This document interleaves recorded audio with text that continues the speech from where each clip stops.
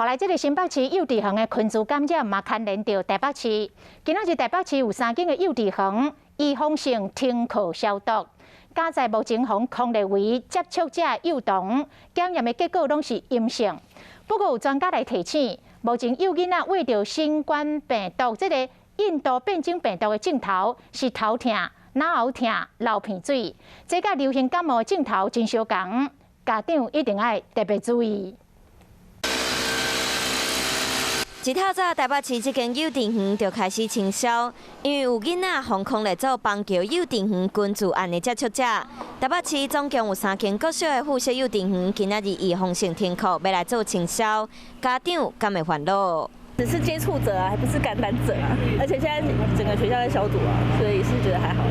好佳在台北市防列做接触者的2位囡仔拢是阴性，因为囡仔细胞发育也无完全，防卫着了后出现的症头嘛拢会较轻。根据目前的研究发现，若是为着Delta变种病毒，较袂出现鼻无味，主要是以头壳痛、脑痛、流鼻水为主。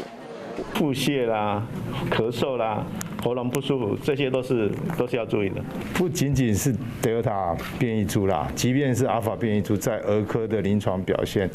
跟大人也是有一些不同。其实它的症状跟流感没有差到太多哈，所以在临床的判断上是非常不容易的。专家嘛提醒，囡仔无法度注新冠疫苗，安尼定爱注流感疫苗，避免伤重感染，嘛会使预防呼吸道的疾病。